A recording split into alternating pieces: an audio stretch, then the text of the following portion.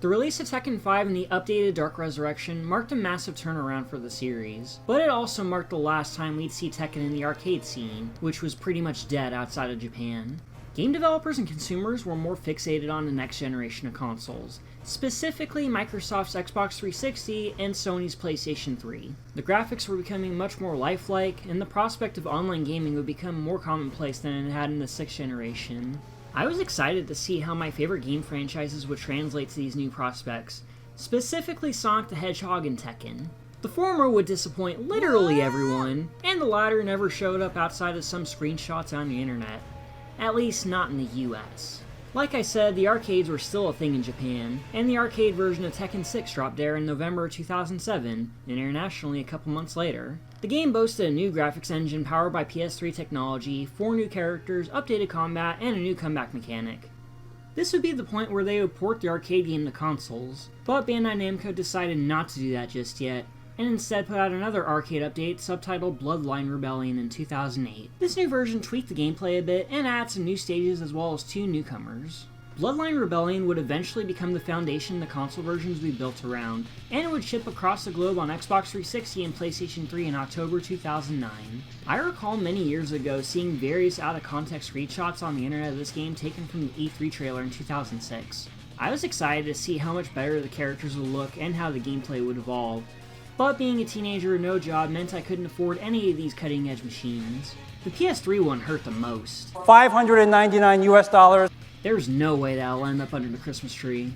So I waited for a price drop and a release date for Tekken 6 because I had heard horror stories of Sonic 06 and had no other reason to drop money on a console with no games I'm interested in. Then in 2009, one of my friends introduced me to Halo 3 multiplayer on their Xbox 360, and I was enamored. I had no interest in the Xbox before, but those sessions I had were so fun I wanted to get one for myself.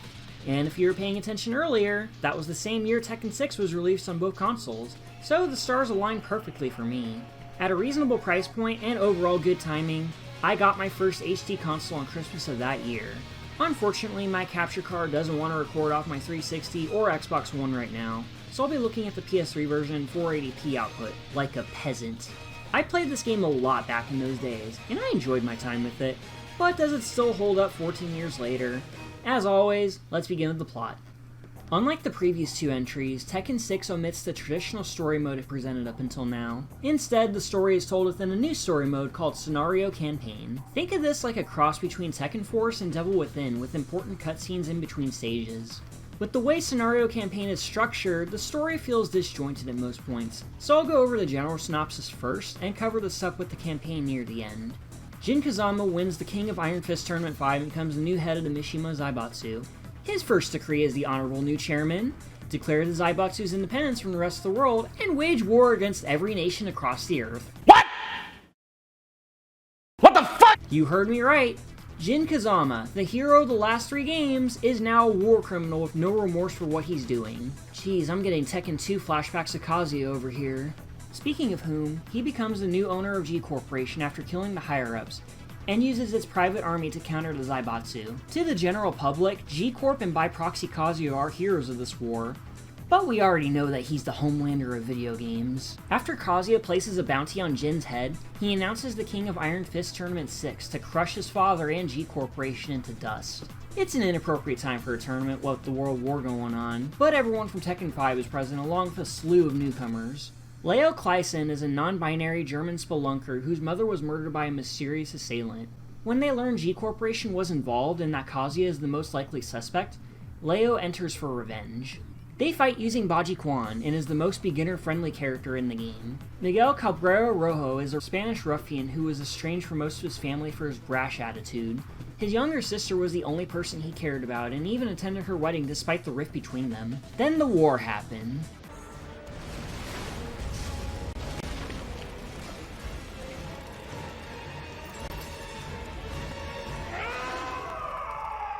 Overcome with wrath, Miguel blames Jin Kazama for his sister's death and enters the tournament to get even. He uses undisciplined street brawling to overpower the opposition, which is different compared to the more authentic martial arts represented in the series. Bob Richards was a seasoned martial artist in his youth who always had trouble fighting guys larger than him, so he decided to put on a bunch of weight to even the odds and enters the tournament to test his perfect body. Don't let the belly fool you. Bob is a very quick fighter that flips around and hits hard. He's kinda rad, I'm not gonna lie. Zafina is a Middle Eastern woman who was born into a clan of evil-dispelling warriors. After defending her family's royal grave from robbers, she became their lone assassin and keeper of a prophecy that is coming to fruition. When two dark stars clash, the magic seal will break and the world will end. Zafina travels to a temple in the Middle East, where these dark stars will lightly meet and stop the prophecy from happening. She's a stance character with weird movements and attacks that are hard to react to. I always tense up seeing her contort her body like that. On that note, I should cover the main gameplay before going into the rest of the story stuff. Tekken 6 takes everything that worked in the last game and puts in some new features to spice things up. The basic rules still apply: 2 punches a kick, sidestepping, throws, you've heard all this before. Something new about how combos work this time around. Certain attacks can put your opponent in a crumpled state called bound. When they're in this bound state, they stagger on the ground for a second, leaving them open for an additional combo. These are usually triggered after an aerial juggle, and knowing how to access the bound state with your character can be the difference between victory and defeat. It feels good and rewarding after pulling off a successful chain, and the enders look cool too. Depending on the stage, triggering bound may break the floor, leading you to transfer to a lower level and keep the pressure going. Very dead or alive, these transitions. But when you're on the brink of defeat, there's a way to tip the scales in your favor. When your life is at about 5 or 10%, your character will flash red. This is known as the rage state, and it dramatically boosts your attack strength. And there's no limit to this either, it lasts until the end of the round, meaning it'll make or break the point in your favor. This is a nice safety net for inexperienced players to dish out big damage, but in the hands of a good player, rage can be a devastating turnaround that'll probably make you rage. Tekken 6 still looks good for a game in the middle of the 7th generation. The graphics are more realistic looking and animated consistently at 60 frames per second. Some of the faces don't look right, but the character models are pretty expressive. The backdrops are all colorful and varied in style, and the music accompanying them is also pretty good. Not Tekken 5 good, but good nonetheless. Aside from the big dumb story mode, Tekken 6 has the usual suspects when it comes to modes. Arcade is the same as it ever was, with 8 battles plus an extra bonus fight near the end against the killer robot, and it's called Nancy. This thing is mega cheap. It hits hard, has infinite armor frames, and an attack that sends you through the floor, making you lose immediately. Thankfully it's a bonus stage, so you don't have to win this, but I can never beat it, so I'm a bit salty. Aside from that, there's ghost battles to fight however many CPU battles as you like, versus, practice, team attack, and survival all working like they did before. The online modes are back, though nobody is playing on them anymore, and I can assure you the infrastructure wasn't great when you got matches. Most of the time there'd be bad input lag, and others had assholes who had their health low on purpose and won through the rage mechanic. It's basically the same as it was in Dark Resurrection. Nothing to talk about. But that's enough of the small stuff, let's get into the real meat of this game. There are prologues and endings for most of the cast, and it can only be accessed from this one point within Scenario Campaign. They go into detail of their current stake in the tournament and how the war is affecting them. These all feel like an afterthought in hindsight, but only because the bulk of the main story is in the new mode proper. With the Mishima Zaibatsu thoughtlessly destroying the world with their war, the leader of the Tekken Force, Lars Alexanderson, organizes a rebellion within the company. He establishes Yggdrasil, a rebel force who aims to take down the Zaibatsu and end the war. During a raid on one of their labs, Lars comes across a capsule containing an android made by Dr. Boskanovich. But G Corporation sends Jack robots to intercept, and the attack kills most of Lars' men and leaves him with amnesia. He accidentally opens the capsule and the android awakens. Thankfully, she's well equipped with jet boosters, chainsaw arms, and detachable limbs. This is Elisa Boskanovich, and she tags along with Lars to learn about the outside world. But Jin and his Zaibatsu flunkies learn about what transpired and issue a manhunt on this unlikely duo. And that's basically the setup for Scenario Campaign story. You can choose any character to play as during your time within it, with Elisa teaming up as the computer-controlled ally. Scenario Campaign is a level-based 3D brawler where you fight waves of enemies and try to reach the end of the level without dying. There are about, how many characters are in the roster? 40. At least 40 levels to run through with their own layouts, each containing a playable character as an end boss, and beating them unlocks them to play as within the mode itself. But as soon as you enter combat, it reverts to the Tekken control scheme, with the D-pad giving you all the directional inputs for moves you're looking for. If you try to fight with the control stick for different moves, it's not going to work. It's strictly for 3D movement and nothing else. During my first playthrough in 2009, I just thought that's how it was. I wasn't going to use the 360's god-awful D-pad for precise directional influence. Fortunately, this is playable on Xbox One, and that controller's D-pad is way better. Also, the DualShock 3 works fine too, assuming you're playing the PS3 version like I am for recording this. Aside from the control quirks, you fight dudes as you would in the base game, with R1 or left bumper to switch on locked-on enemies. As you progress through the story, you battle all sorts of fodder enemies. Not just Tekken Force and G-Corp soldiers, but also a bunch of jack robots, people in business suits and shades, these weird mole men, bears, sumo wrestlers, showgirls, and kangaroos. Tekken is something else. The enemies become way more aggressive and numerous the further you advance, and if you run out of life, you fail the stage and have to start from the beginning. On the flip side, if Elisa gets KO'd, you have a chance to revive her once. I'm actually relieved to get help in a mode like this after Devil Within. Elisa's AI is as smart as a rock, so she isn't pulling off any sick juggle combos anytime soon. But the extra hands and the added skill set really helps a lot. I should probably take this opportunity to talk about the customization in Tekken 6. It works just like before. Every character has items to buy from a store, and you can equip them to look however you want. But the item pool is so much bigger to the point that you can change entire costume sets, and some of these are pretty sick. Martial Law has an OKP1 costume that rarely changes between games, but for this game specifically, you can have him cosplay as Kenshiro from Fist of the North Star if you want. Also, Nina has her main outfit from Death by Degrees here. Should I review that game? Does that count? Let me know in the comments if you want to see that. Anyway, when you defeat enemies in the SC, sometimes they'll drop a treasure chest, and it contains a random custom item tied to your character with a random attribute tied to it. There's a bunch of stat buffs to equip like health upgrades, stronger attack strength, elemental effects like lightning and fire, increasing the amount of fight money earned, and modifiers to trigger rage. You can equip these like normal, but only 5 stat buffs can be applied, and they don't stack if you have multiples of the same one. In order to comfortably get through Scenario Campaign, you have to periodically swap out equipment as you progress, as it gets obsolete very quickly. Some of these skills are damn essential to finishing the late game stages, like the bigger health bar and bigger chances to nullify elemental damage, which sucks if it afflicts you. And getting these skills is completely up to RNG, as well as getting them to spawn at all. For the love of gosh, always leave a slot open for an item with increased drop rate. Trust me, that's a lifesaver in any circumstance. You're gonna look like a fashion disaster with the random stuff that you get, but at least you'll be well equipped for the challenges ahead. To sum it up, the skill system is a neat idea for this mode and makes Scenario Campaign an improvement over Devil Within, but it's far from perfect and is too random to fully utilize. And that's pretty much the gameplay. Now it's time to finish the story summary. Lars and Elisa meet up with Yggdrasil's second-in-command Togu, and he tells them Lars was planning to meet up with Heihachi Mishima after the lab raid. And it is retconned in this game that Heihachi was unconscious for the entirety of Tekken 5, meaning his inclusion as a playable character was non-canon. He's been chilling in his estate the entire time, plotting to take back the Zaibatsu. He plans on using the ex-leader of the Tekken Force as a pawn to deal with Jin and Kazuya, and tries to coax Lars to his side. But seeing the old man makes him get over his amnesia, and he drops the biggest plot twist so far.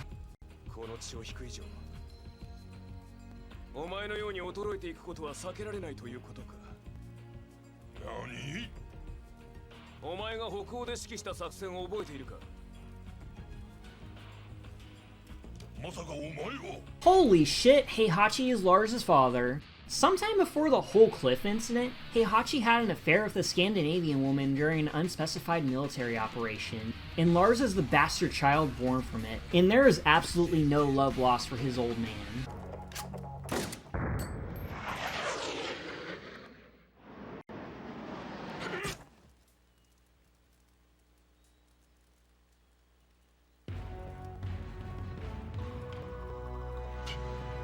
Geez, someone at Banco must really like the tomahawk catching scene from the Tekken OVA.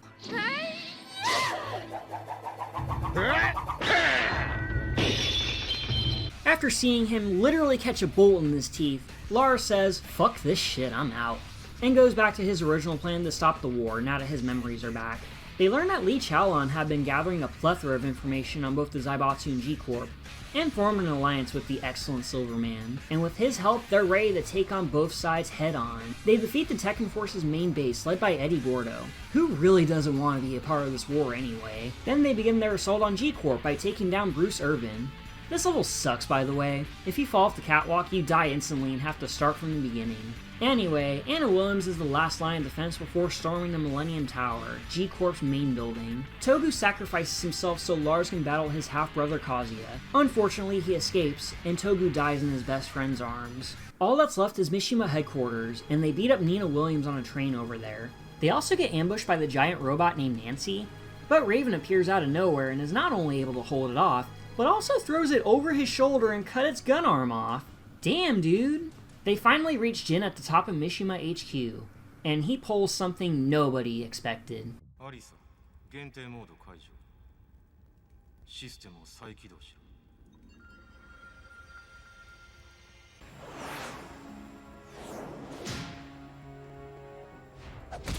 Finding Elisa in that laboratory was no accident, as she was created to serve under Jin and spy on everything Lars had been doing this entire time. Jin uses the opportunity to escape to the Middle East, where Lars reluctantly battles his turncoat partner. She retreats, leaving Lars behind, but Raven is there as the new partner to aid for the rest of the adventure. So if Elisa had some helpful items equipped, well, tough shit. You gotta get some for Raven if you haven't already. After helping Zafina in her village with the Tekken Force, she informs them that Jin is after something called Azazel, and is heading for a specific temple where it's sealed. They reach the temple and encounter Kazuya one last time.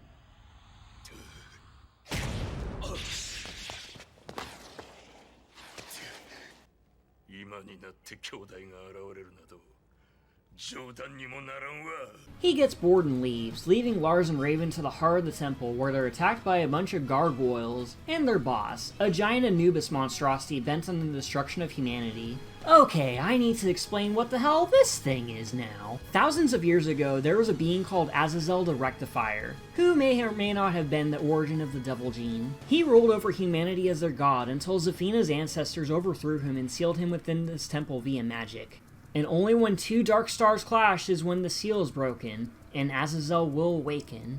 But because he's fighting against the main protagonist, he gets his ass kicked. It's worth mentioning here that Azazel is the final boss in Arcade in the mini-story mode, and he's the biggest piece of shit final boss in the series. Azazel is huge and has no blocking animation, so you have to attack faster than he does. Good luck with that, because he hits hard, has a bunch of spikes protruding from the ground to push you around, and can teleport inexplicably. Jinpachi was a bastard in the last game, but Azazel makes him look fair in comparison. But in Scenario Campaign, you can just free roam around the area and pick him apart easily.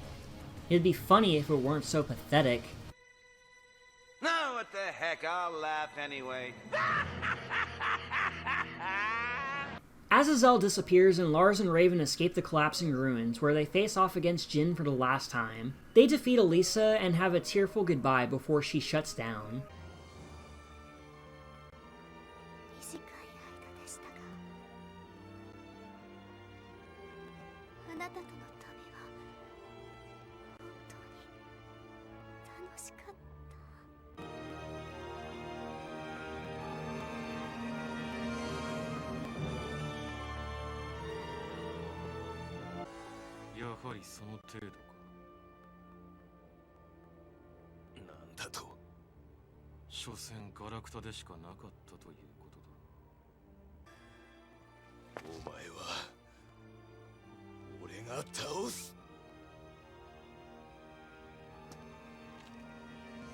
Final boss time! Jin has a new stance exclusive to this fight only, and now has devil lasers that clear a big portion of the arena. Not only is he tougher, but a couple asshole troops insist on shooting you from off screen. And we're done here. We made it to the end of the story, and it's here where Jin finally reveals why he's been doing all this. Remember how in Tekken 5 there was a voice in his head triggering his devil gene? Turns out it was Azazel, whose spirit was awakened after the battle with Kazuya at the end of 4. Only someone with the devil gene can put him down for good, but if Jin and Kazuya kill each other, there'd be no one to stop Azazel. He would eventually gain his physical form over time when enough negative emotions exist in the world, and wipe out everything like he did before. Fortunately, Azazel had told Jin that if the world was suddenly filled with negativity and despair, he would awaken early, giving him the chance to destroy the demon and hopefully absolve the world of the devil gene forever. And right on cue, Azazel re-emerges in his golden form, 6 years before Resurrection F came out, ready to destroy the world.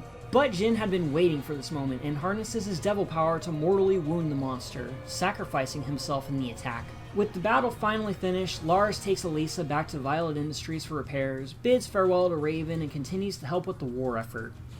Oh shit, the war isn't over yet! And if that wasn't bad enough, the post-credit scene shows Raven and his team finding Jin's body in the desert. Why can't I be wrong just once?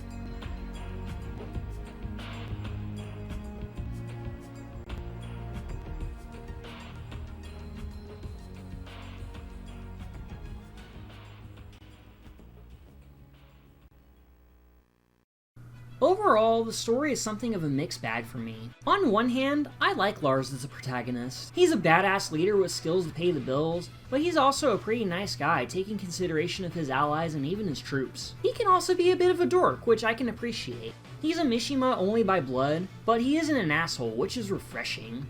His companionship with Elisa is cute at points, and she can be fun despite being an emotionless robot most of the time. The cutscenes look nice, but the pacing feels painfully slow compared to the gameplay supplementing it. It feels like watching a movie, a horribly slow and disjointed movie. And the story going on here isn't the strongest the series has to offer. The idea of the Zaibatsu being the catalyst for a world war could have worked, but the circumstances leading up to them are questionable. And the big elephant in the room regarding that is Jin's complete heel turn into a full-blown tyrant. And yeah, I get it, the classic proverb, absolute power corrupts absolutely. And we saw that with Kazuya in Tekken 2. But his reasons for the horrible things he does conflict with his moral values. It feels out of place seeing Jin as the big bad after 3 games of being the antithesis of the backstabbing Mishimas. I'm sure they had their reasons for characterizing him this way, and we're bound to see his evolution in Tekken 8 now that we know his mother June is involved. He is gonna be so grounded for this game. Too long didn't listen version. The story has some good bits, but is overblown for what it offers, which is okay at best and head-scratching at worst. And playing through this mode takes way too long with RNG deciding how you tackle a difficulty curve. I didn't hate Scenario Campaign like I did with Devil Within, but there's a part of me that believes it could have been handled better. And that's it! Tekken 6 is done. Putting the script together for this game was the biggest challenge for me yet compared to the last 3 videos, mostly because Scenario Campaign is weird. I apologize if this review felt like it was all over the place, but I feel like I did my best to cover all the major talking points of the century as cleanly as possible. Tekken 6 as a fighting game is a great entry with next-gen enhancements to the graphics and sound, a giant cast of fun characters, loads of customization options, pretty stages, catchy music, and an addictive combo system. It's the best in the series so far, but the choppy online and the main story mode hold it back immensely. I really want to like this game more, but those 2 big problems aren't things I can ignore out of preference. It's a mixed bag of a fighting game package where I can only give a cautious recommendation. It's a fantastic fighting game and a mediocre action game. But before we end it, I should briefly cover the PSP port of Tekken 6. It's a watered down version of the console ports, but is substantial enough as a portable fighting game. There's no scenario campaign here, that shit's too big for a UMD. And only opts to have traditional arcade ladders and other single player modes to fill in the space. The graphics are similar looking to how Dark Resurrection looked, but the fighting system is 1-to-1 to the console version, so that checks out at least. There's no dojo mode or Tekken Bowl, however, so the PSP port of Tekken 6 offers less to do than DR, which is disappointing for a $40 fighter. Just like the console versions, it's the best fighting system Tekken has to offer, but your time with it may be cut short. Next time on our Tekken retrospective, we're going back to non-canon territory, with the anticipated sequel to the most beloved spin-off game. Until then, thank you all for watching, and have an awesome day. You win! こちらは片付いた。